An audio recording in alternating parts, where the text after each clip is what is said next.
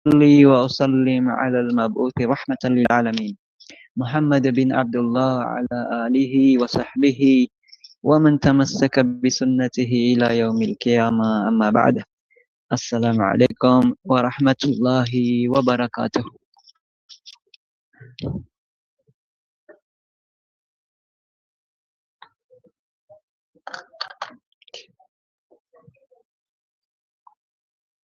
Mashallah. Nag-aantay ako eh. Okay. Baka makaligtaan na natin later on kasi total nag-aaral din naman tayo. Yung pong pagbati ng salam, okay, ayon sa mga pantas, sunna siya, rekomendado siya. Alam natin yung sunnah, mustahab ba, rekomendado. Pag ginawa mo, may reward. Kapag di mo nagawa, wala kang kasalanan. Particular yung pagbati ng salam. Pero yung pagsagot, mga kapatid, obligasyon po yun, wajib po yun. Reminder sa nakakaalam yung mga hindi naman, kaalaman po yan, inshallah. Huwag natin papakawalan, inshallah, yung mga kabutihan, inshallah, na makukuha natin sa bawat sandali. Gawa nung kaalaman na binigay sa atin ng Panginoon. Wallahu a'lam. Okay. As of August 26, mashallah, Merkulis, Wednesday sa ating comparative religion. So, welcome po ang bawat isa ulit. Pangalawang session na natin. Nagsimula nung pagbabalik. Jazakumullah khairan doon sa ating mga kapatid na nagpasimuno sa gawain ito. Online na to. At siyempre, ganoon din naman sa mga kapatid natin na masipag na nagsisipag-aral kasi tayong lahat nag-aaral. Okay? Binabati namin kayo ng Assalamualaikum saan man kayo naroon. Alhamdulillah. Ipagkaloob ng Panginoong Allah subhanahu wa ta'ala ang karampatan, kabutihan na nagagawa natin sa mundo na ito. Alhamdulillah kasi ang ating ina-after ay ang kabilang buhay. Inshallah. So, itong ating pag-uusapan mga kapatid ay inshallah pupustihan natin ng isang aya sa Quran. Okay? Dahil ito po yung ating mapag-usapan. Total comparative naman tayo kaya pinag-aaralan natin to. Mangyari sa punto na pagdadakwa kasi yung matututunan natin, ibabamahagi rin natin sa pamilya natin, kaibigan natin, kamag-anak natin, at kung sino pa man. Lalo na ma-implemento sa buhay natin. Higit sa lahat, alhamdulillah, ay pinaghandaan natin ang kabilang buhay. So, isang ayah Qur'aniya sa chapter 17, verse 22, A'udhu billahi minash shaitanir rajim. La taj'al ma'allahi ilahan akhar. Ito po yung isang talata na sa Quran kung saan itinuturing ito na una sa mga kautusan, mga kapatid. Ang kahulugan ay huwag mong iaagapay si Allah sa ibang Diyos-Diyosan. Okay? Huwag iaagapay si Allah subhanahu wa ta'ala sa ibang Diyos-Diyosan. Kaya para sa mga nakarinig na kung paano kung dinideliver sa magkakaibang paraan kasi pag nagsalita ngayon sa susunod siguro baka mayroon na naman nadawit na ibang paraan at kung paano rin naman dinideliver ng iba, tama ba? Ang point dito, isa lamang mensahe natin magkakaiba man natin i-deliver kung sino ang nagdadaot. Particular, ang pinag-uusapan natin ay yung tauhid, kaisahan ng kataas-taasang Allah subhanahu wa ta'ala sapagkat ayon din sa mga pantas kapag nag-deliver tayo, pag nagdakwa tayo sa mga kababayan natin, is uunahin natin yung tauhid, yung kaisahan ng kataas-taasang Allah subhanahu wa ta'ala. So, pusti na, wag mong iaagapay si Allah subhanahu wa ta'ala sa Diyos-Diyosan. Ibang Diyos-Diyosan. See? Kung sa pag-aakala ng marami ay tag-isa tayo ng Diyos, ang Diyos ninyo, sabi nila, pag kinakausap tayo ng ating mga non-Muslim na nakakausap, hindi po ganun mga kapatid. Diyos nating lahat. Kasi may aya sa Quran, wa ilahukum wahid. At ang aming Panginoong Diyos at inyo ring Panginoong Diyos, isa lang. So hindi tayo maniniwala na iba yung Diyos natin sa kanila. Isa lamang ang Diyos nating lahat. Pero yung kanilang pagkilala, yung argumento nila, yung konsepto ng pagkilala nila sa Diyos ay mali. So, nagmimistula ang iba yung kanilang sinasamba. Kaya, Diyos-Diyosan niya ang tawag doon. Imagine. Okay.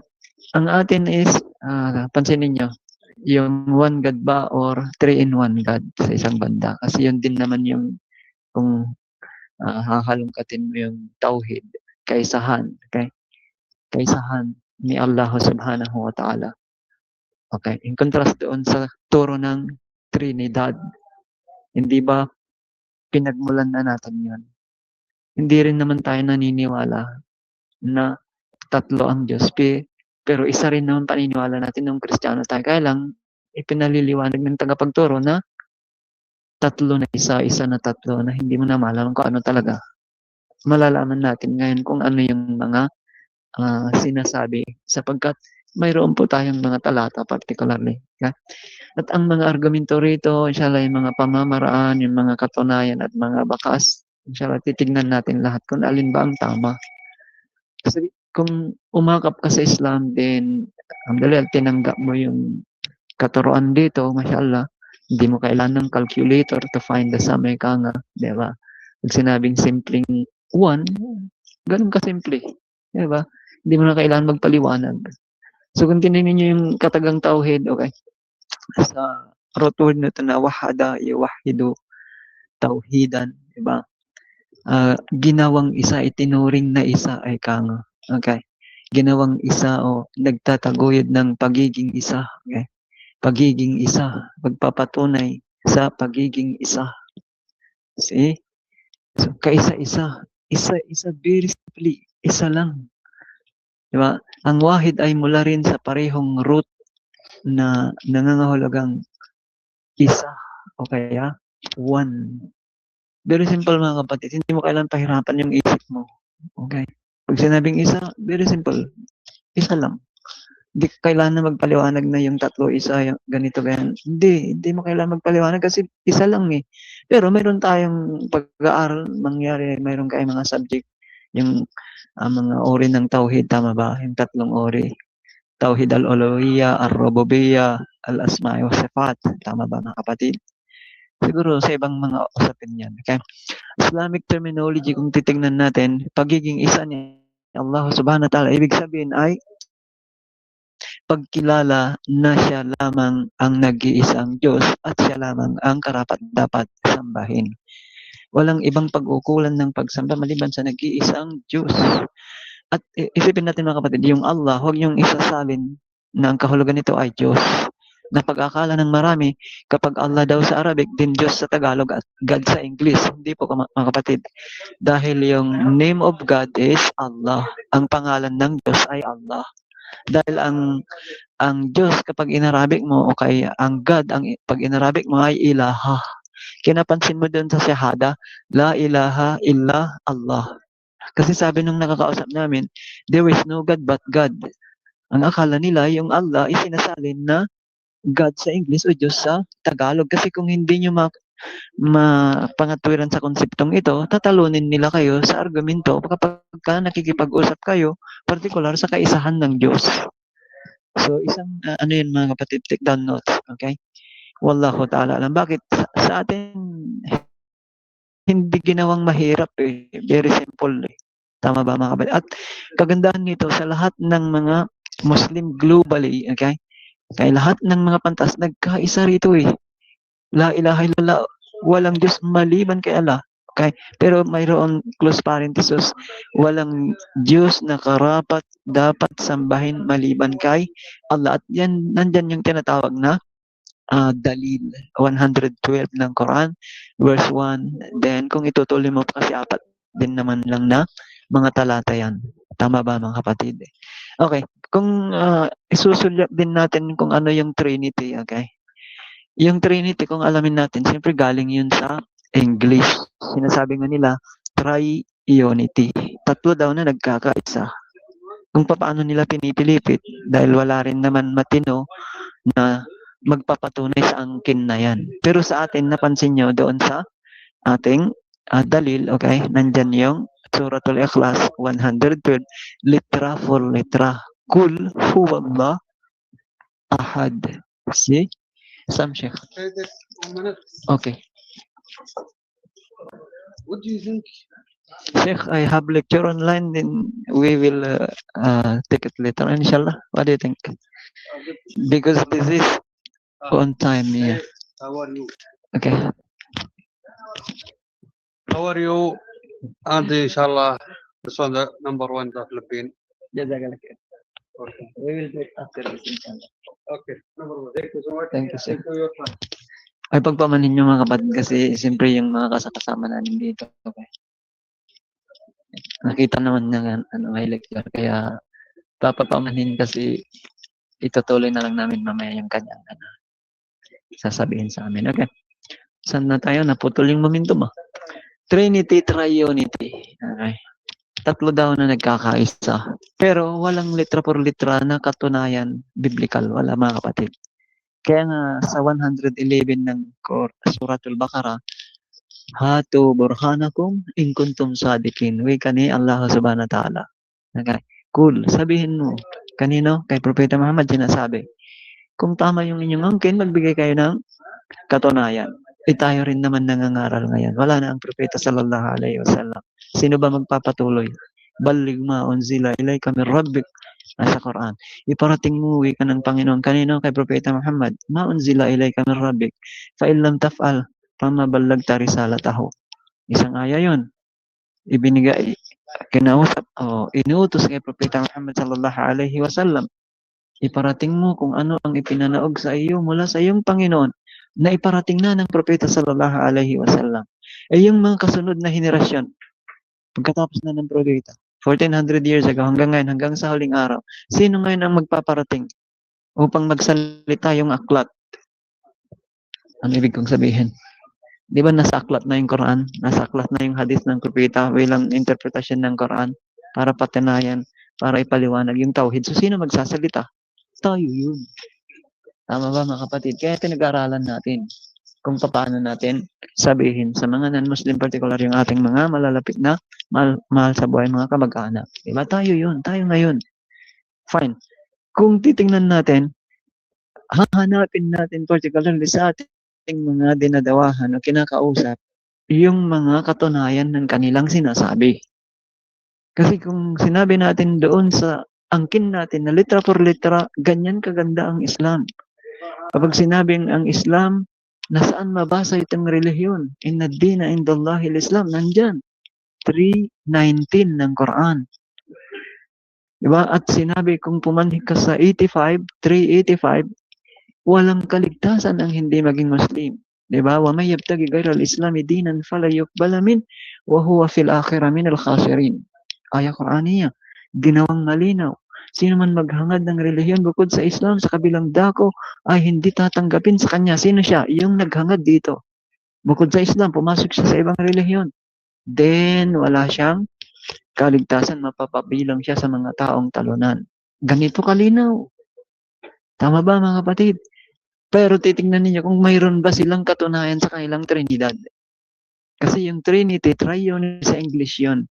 At galing daw yun sa katagang Latin na kung isalin nila Trinitas. Trinity English, Trinitas sa Latin. Sa Tagalog din naman nahiram Tirintas. Siguro narinig nyo na yung katagang Tirintas na. Kaya sabi ni Lula, Apo, yung buhok mo na Tirintas na naman, nagkakabuhol-buhol na. Hindi na maayos. Kaya nga hindi na maayos yung katuruan ng Trinity ngayon. May 3-in-1, may 1-in-3, mayroong Baptist, mayroong SDA. Shout out sa ating viewers sa ating live sa Facebook, okay? Nabanggit ko lang yun, okay? Sa Christianity, halimbawa sa Katoliko, sa Born Again, pare-pares na mga Trinitarian po ito. Kaya lang hindi sila nagkakatagpo, kaya magkakaiba sila. Kung paano nila pinaliliwanag, lumalabo. So may nangungupya na sa katuruan sa aral ng Islam, nangahoy na sila yung konsepto na one God din, na may propeta rin. Halimbawa, yung ibang sikta. So hindi na natin bibigkasin, okay? With do respect sa ating mga kababayan, siyempre. Nababanggit lamang natin kasi faith lang naman mga kapatid, inshallah. Wala naman samaan ng loob kasi, di ba, hindi naman sa personalan to, kundi sa pananampalataya, yung freedom of speech ay hinggil sa religion, tama ba? Okay, kung titignan ninyo mga kapatid sa Genesis 1:26, dito sila nagkuha ng hugot nila. Kumbaga, ito yung kanilang nilabo-labo at nag-conclusion sila at ito na nga yung turo nila. Idagdag mo pa dyan yung Matthew 28:19 pataas. Okay. Kung titignan ninyo yung Genesis 1:26, okay, lalangin natin ang tao ayon sa ating wangis. Okay. Puputulin na natin dyan kasi hindi naman lahat. Nandyan yung unang sugnay. Lalangin natin ang tao ayon sa ating wangis. Sinabi daw ng Panginoon. Kita niyo ha. Kumbaga ito yung nasa Biblia rin naman na kami. Di ba? Kami ay nagpababa, kami ay nagpanaog, kami ay nagbiyaya, kami ay, di ba? Ang daming ganyan sa Quran. We sa English, nahnu sa Arabic. Di ba? Pero hindi naman itinuro ni Propeta Muhammad sallallahu alaihi wasallam yung nahnu o kami, yung we sa Quran ay tatlo na isa na tatlo para sundan natin yung katuruan sa Christianity. At higit din sa lahat, bakit hindi nagpaliwanag si Moses maging si Jesus? Sila yung famous na mga propeta sa Biblia, Old and New Testament, na 3-in-1 ang Diyos. Mahirap bang ituro ni Moses o ni Jesus o ni Propeta Muhammad, peace be upon them all, sapagkat isa lamang katuruan ng mga totoong mga propeta, mahirap ba nilang ituro yung Trinidad? Samantalang mababasa nga sa parehas na Biblia at Quran, yung kami. Bakit hindi nila itinuro? Kasi nga, isa lamang ang Diyos. Diba? La ilaha illa Allah. Nagwiwindang ba ang salita ng Diyos? Ang sagot, no. Kung no pala, bakit ang gumagamit ng Biblia ay nagkakaiba-iba ng katuruan? Kung isa ba ang Diyos o dalawa na tatlo na isa, hindi mo na malaman. Yung Quran kaya, yung nakabase sa Quran, nagkakawindangan ba sa pagkilala sa isang Diyos? Hindi.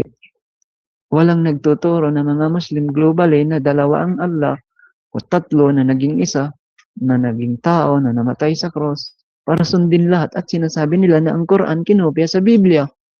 Lahat ng ito puntos ng pagpapaliwanag upang sa ganun, sa gabay ng Panginoong Allah subhanahu wa ta'ala, ang mga tao ay magkakaroon sila ng desisyon dahil makikita nila sa puso't isipan nila, matitimbang nila yung katotohanan.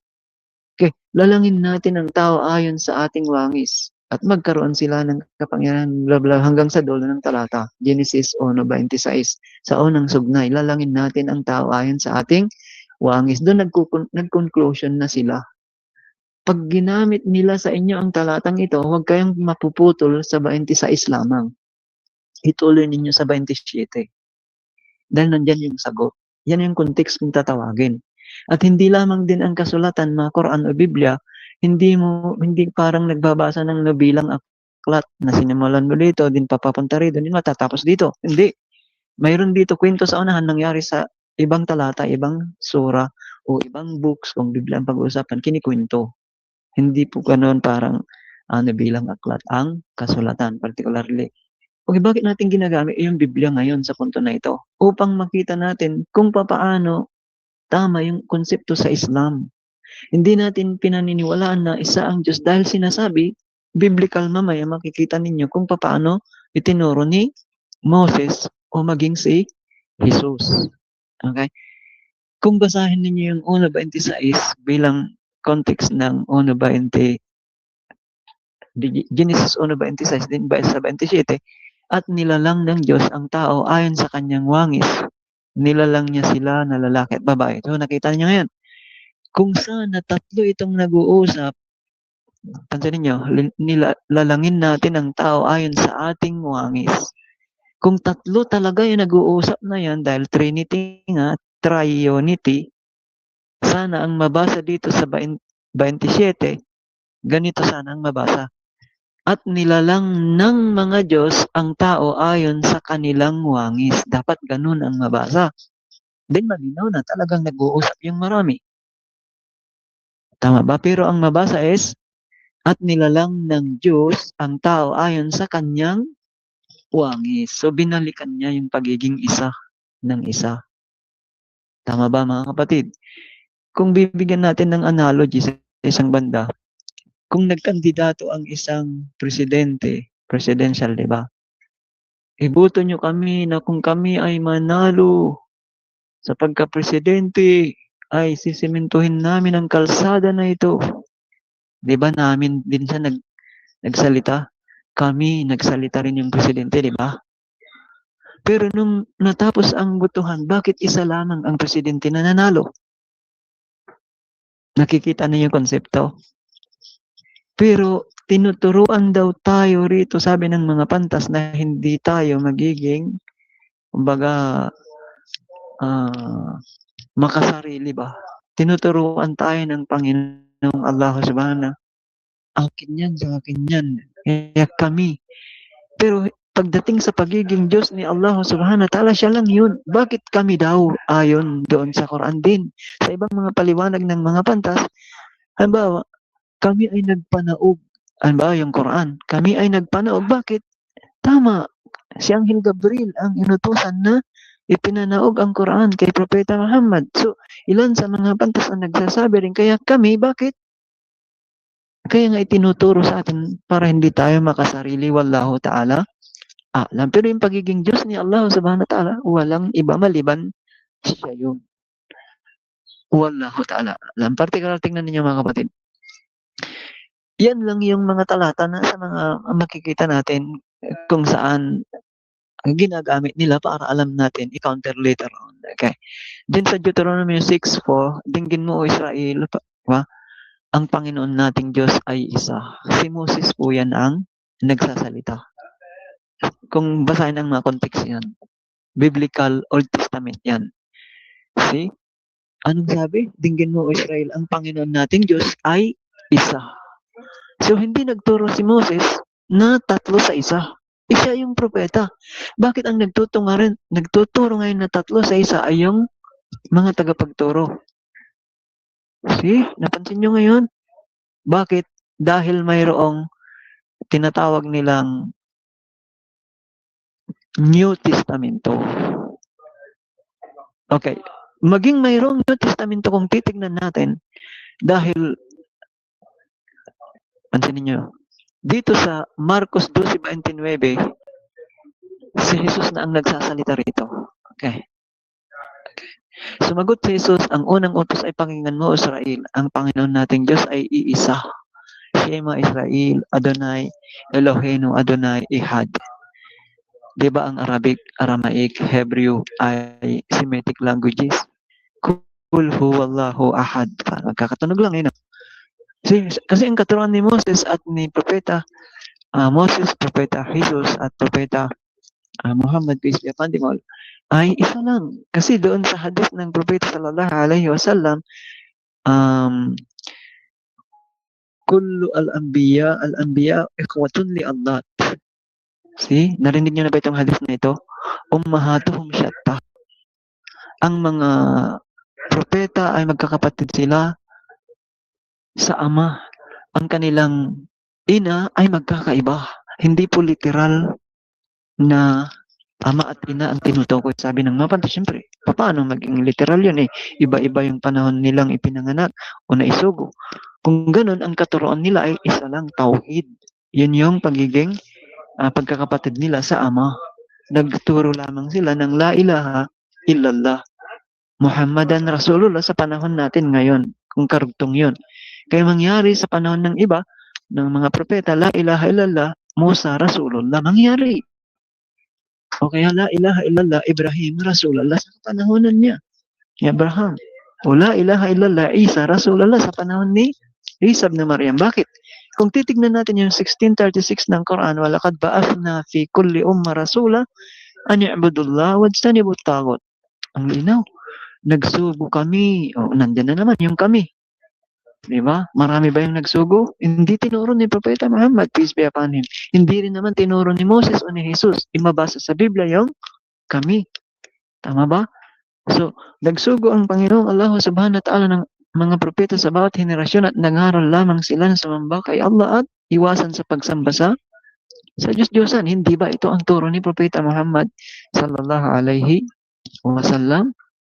Pansinin niyo lang, yung mga patunay nila bakit mayroon silang Trinity, indirect nga lang sa Matthew 28:18 pataas, kung titignan natin, 18-19.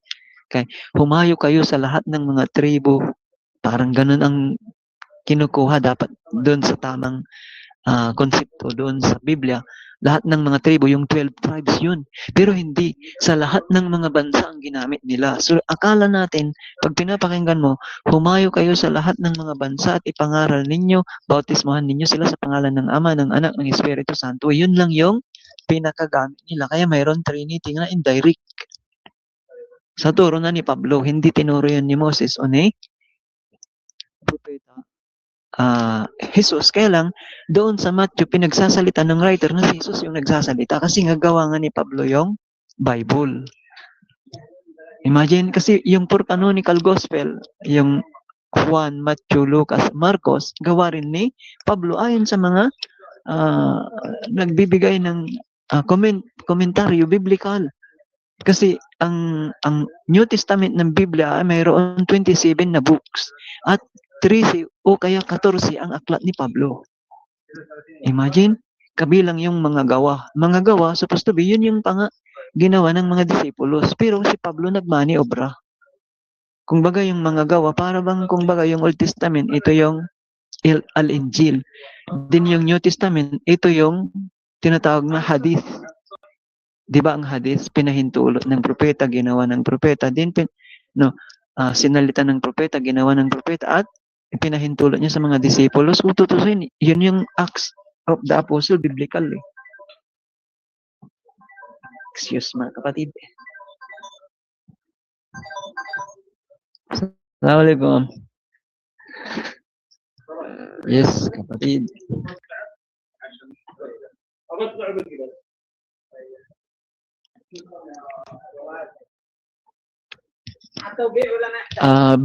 Busy pa, may lecture kami na online. Mga ilang minuto lang to, tatapusin ko din, tawagan kita. Okay? Okay, add mo ako sa WhatsApp. Okay? Sa number na to. Sige, sister. Thank you.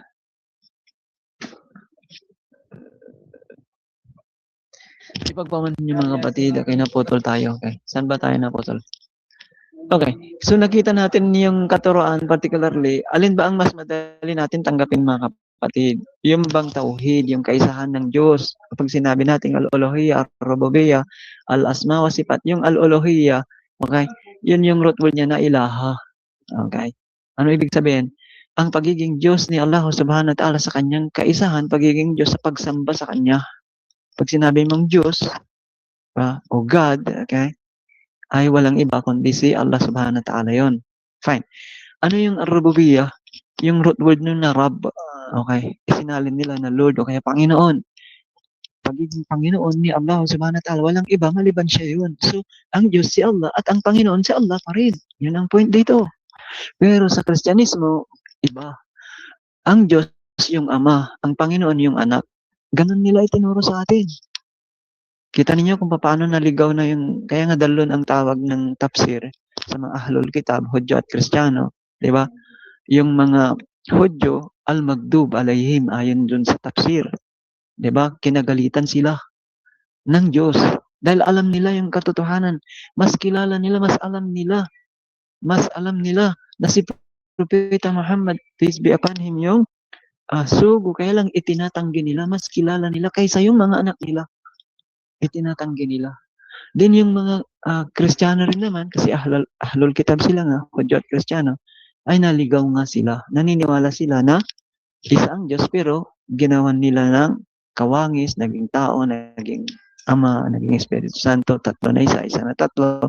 So naligaw na sila sa iba-ibang landas na pananampalataya nila na sinasabing isa, pero tatlo na isa na tatlo na isa na tatlo na hindi mo nalaman kung alin ang ituturo mo.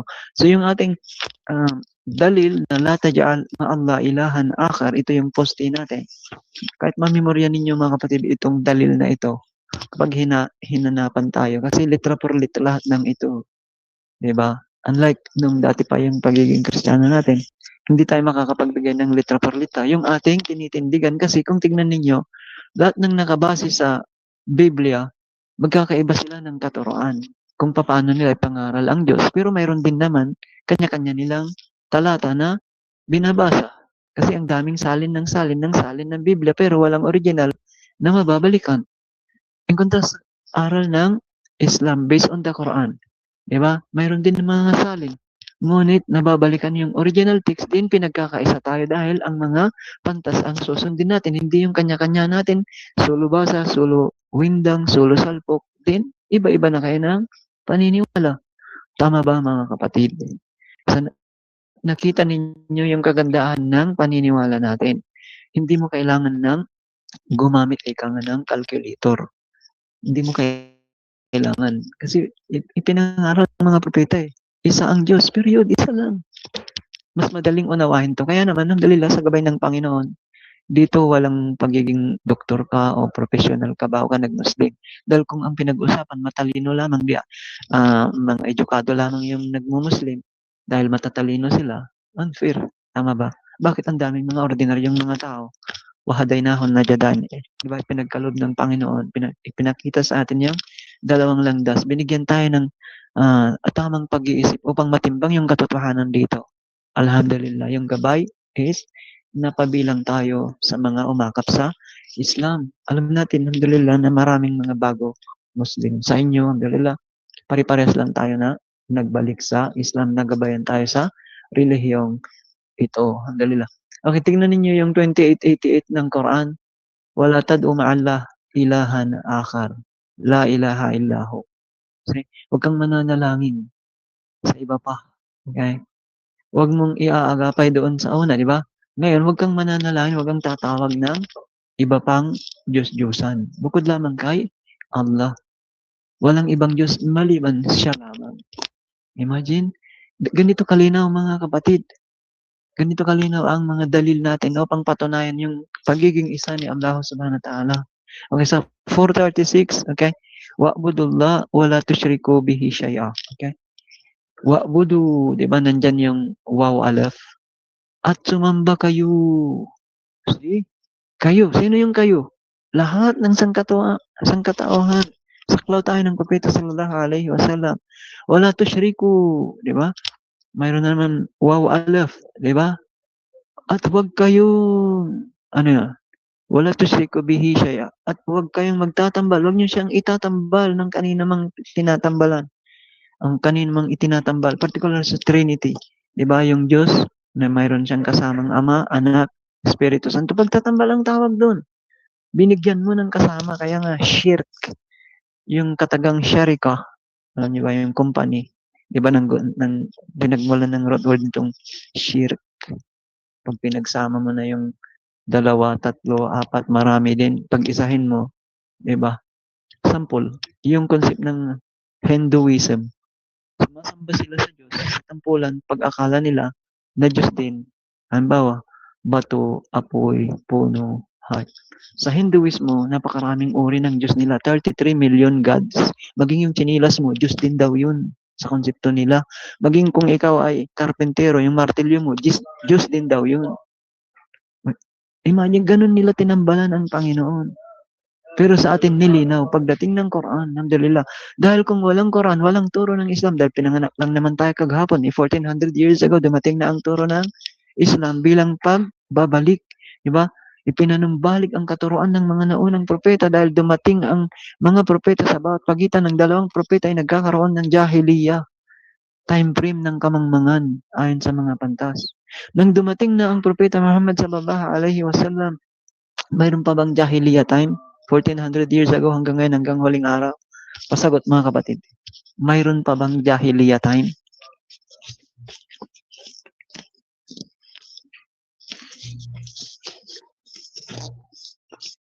Walang sumasagot. Yes, Ustad, meron pa. Sa mga hindi, sa non-Muslim, sa non-Muslim meron pa. Mga jahil, yung mga non-Muslim, Ustad. Hindi, mali kayo Pero sumagot. hindi nila kasi tinanggap. Mayroon Hindi nila pa bang tinanggap si Propeta Muhammad. mayroon pa bang jahiliya time? May kamangmangan time frame pa ba?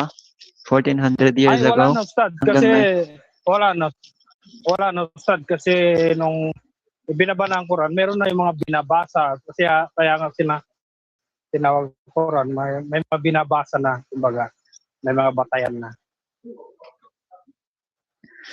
Jazakumullah.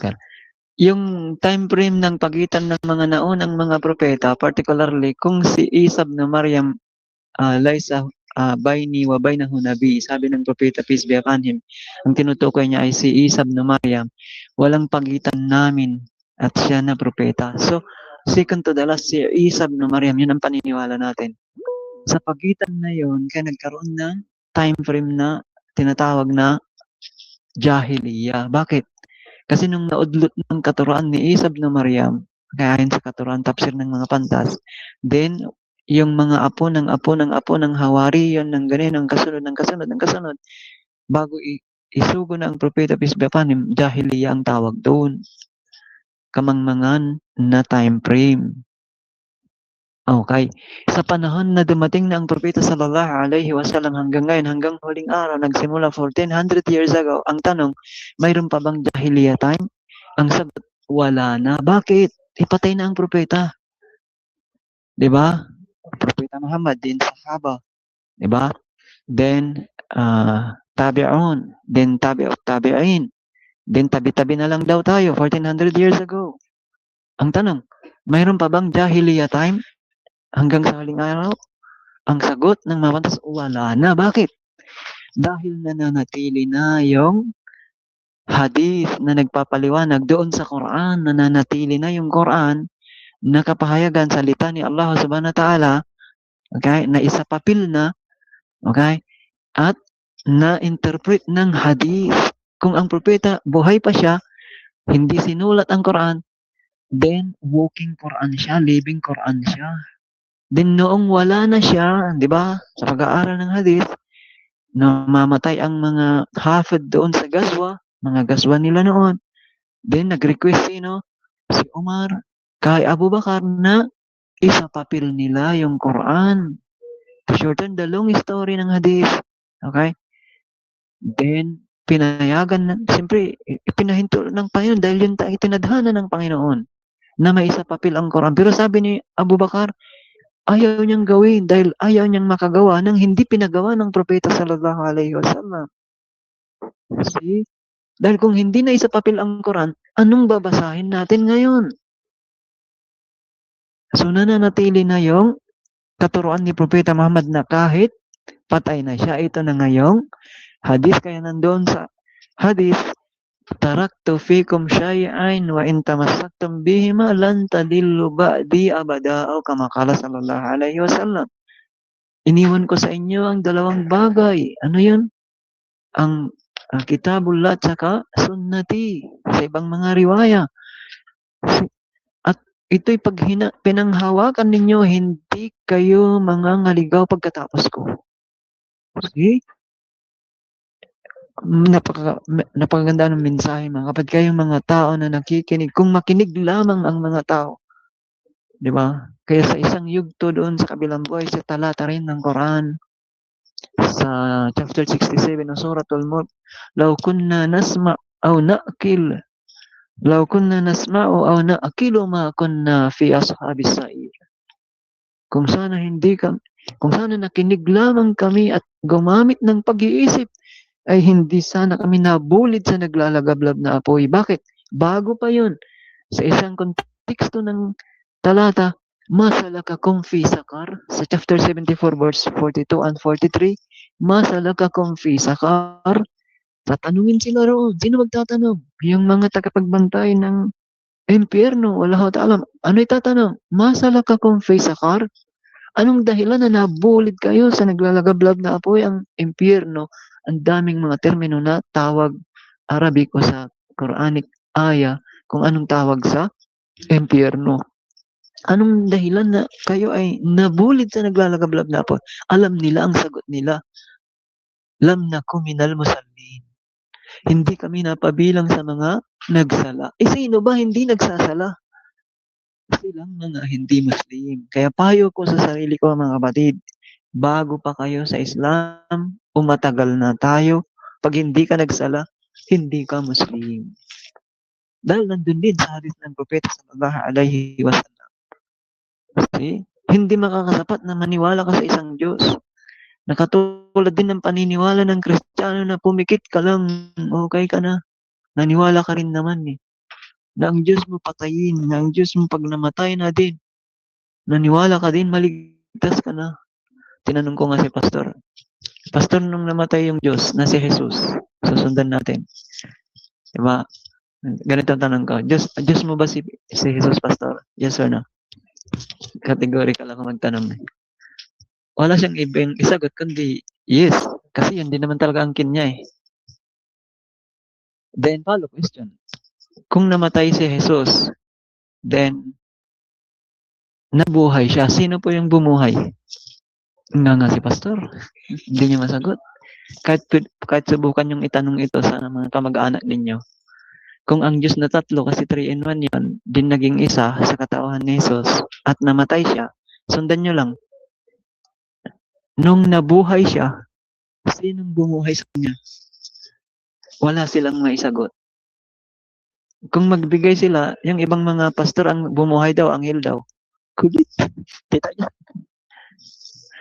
Okay. Hindi nila masasagot ang mga ito particularly kasi kaya natin pinag-aralan to para magmaniobra dito sa puso natin. Higit sa lahat, yung gabay sa atin. Huwag na tayong magtambal. Okay? Pero pagdating sa da'wa rin naman ninyo, kasi sino ba magdada'wa kundi kayo sa pamilya ninyo? Magsisimula ka ngayon sa ganitong kalaman, wa mauti itong minal ilmila, kalila. Konti lang naman talaga binigay sa ating kalaman. Tama ba mga kapatid? Kapiranggot lang. Pero yung kapiranggot na kalamang ito magmamani obra, yung katalinuhan binigay sa atin ng Panginoon, magmamani obra, malalaman natin dito yung tama at yung mali. Mga kapatid, inshallah siguro nauubos naman yung oras namin at mayroon po kaming naka-schedule na pag-debate sa mga naghamon. Okay, di bali, mga ilang minuto na lang, 10 minutes. Ibibigay natin yung